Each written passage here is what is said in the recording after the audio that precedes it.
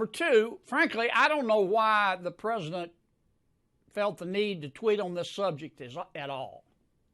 You know, when you argue with a fool, you just prove there are two. And I consider Congresswoman Omar, Congresswoman Ocasio-Cortez, Congresswoman Tlaib, Congresswoman Presley, I think is her name. They call themselves the Squad. I consider them to be fools. Senator Kennedy called out the Squad, AOC, Ilhan Omar, Rashida Tlaib, and Ayanna Presley, and he didn't mince words. He said, when you argue with a fool, you just prove there are two. And folks, he's absolutely right. Listen, if this video resonates with you, hit that like button right now and subscribe because we're diving into something that every patriot needs to hear. Senator John Kennedy just said what millions of us have been thinking for years, and the mainstream media is losing their minds over it. They hate America. They think America was wicked in its origins, and it's even more wicked today. They ought to be thanking America instead of calling America evil and wicked and racist. But this is America, and they have the right to their opinion. But I don't like to see the president even dignify their point of view. Besides that, I think that the Squad, as they call themselves, they are destroying the Democratic Party. You know, when your opponent is screwing up, don't interrupt him. Let him go. I mean, just looking at this from a political standpoint, if I didn't know better, I would think the members of the Squad were GOP plants. I mean, they think that illegal immigration, socialism, higher taxes, abortion are all moral goods. They think America, Israel, free enterprise are moral bads. That's not what most Americans believe. And that's kind of where I am on the subject. The president has explained his position. He has said, look, here's what I meant. If you're not happy living in America, leave. It's a free country, and I agree with that assessment.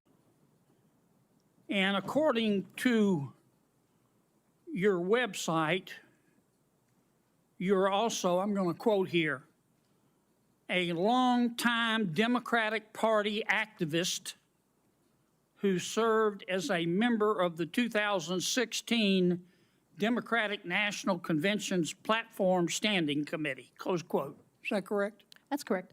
Okay. You support Hamas, do you not?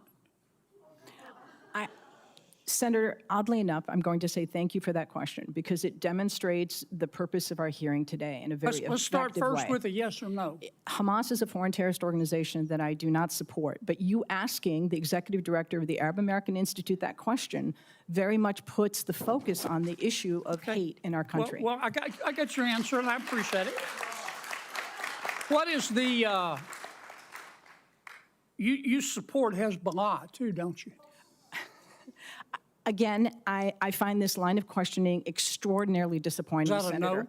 That Yes. you have Arab American constituents that you represent in your great state. Yes, ma'am, I understand that, but my time's limited, and I apologize, but is that a yes or a no? Yes or no question to do I support Hezbollah? The answer is I don't support violence, whether it's Hezbollah, Hamas, or any other entity that invokes it. You can't bring yourself to say no, can you? No, I can say no. I can say yes. But what I can say is your line of questioning. Do you support or oppose Iran and their hatred of Jews? Again, I'm going to emphasize Iran, Hezbollah, Hamas, none of them is going to, this discussion. You can't bring yourself to say no, can Sir, you? I don't support. It's real simple. Excuse me, I'm going to, if I may, as a Muslim woman, sir, I'm going to tell you I do not support Iran. But what I will tell you is that this conversation. I'm running out of time. I'm sorry. You called our decision to cut funding. You called our decision to cut fund. Well, first, what's the United Nations Relief and Works Agency? It's UNRWA, which is Yeah. the institution that exists to provide services and aid to the nearly 6 million Palestinian refugees. And you called our decision to cut funding for them, quote, an incredible moral failure, close quote. That is absolutely correct. But again, I would suggest that conversation is about foreign policy. We did that because 9 UNRWA staff members were fired for actually helping Hamas on October 7th. Isn't that the case? I don't believe that that's correct in terms Let of... me ask you one more time. You support Hamas, don't you? You Sir. support UNRWA and Hamas, don't you? Sir, Please. I think it's exceptionally disappointing that you're looking at an Arab American witness before you and saying you support Hamas. You know what's disappointing to me? I do not support You Hamas. can't bring yourself I do to not say support Hamas you don't or support UNRWA, you don't support Hamas, you don't I was very support clear in my support for UNRWA. Hezbollah, and you don't I support Iran. oppose- You should hide your head in a bag. Here's what gets me. Senator Kennedy pointed out something critical. These women should be thanking America, not condemning it. Think about it. Where else in the world could 4 women, some of them immigrants or children of immigrants, rise to become members of Congress? What other nation provides that kind of opportunity? Yet instead of gratitude, we get constant lectures about how racist and wicked we are. Kennedy nailed it when he said they're pushing illegal immigration, socialism, higher taxes, and attacking free enterprise. These aren't fringe positions anymore. This is the mainstream Democratic Party platform now. They want open borders while Americans struggle with crime and economic pressure. They want to raise your taxes to fund programs that punish success and reward dependency. They call it justice. I call it un-American. And here's the political reality Kennedy touched on. The squad is destroying the Democratic Party from within. Moderate Democrats know this. Average Americans know this. These extreme positions alienate voters who still believe in personal responsibility, limited government, and American exceptionalism. Kennedy even joked they might as well be Republican plants because they're doing our job for us. But this goes deeper than politics. This is about our national identity.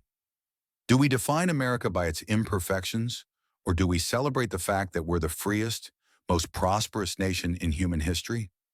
The squad chooses condemnation. Patriots choose gratitude and improvement. Kennedy defended the simple principle that if you hate America so much, you're free to leave. That's not cruelty, that's freedom.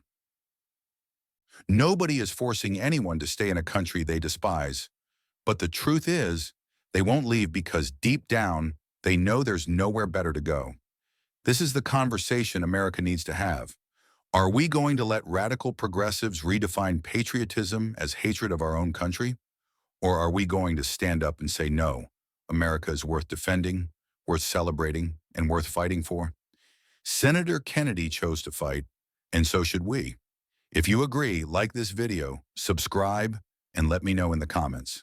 God bless America.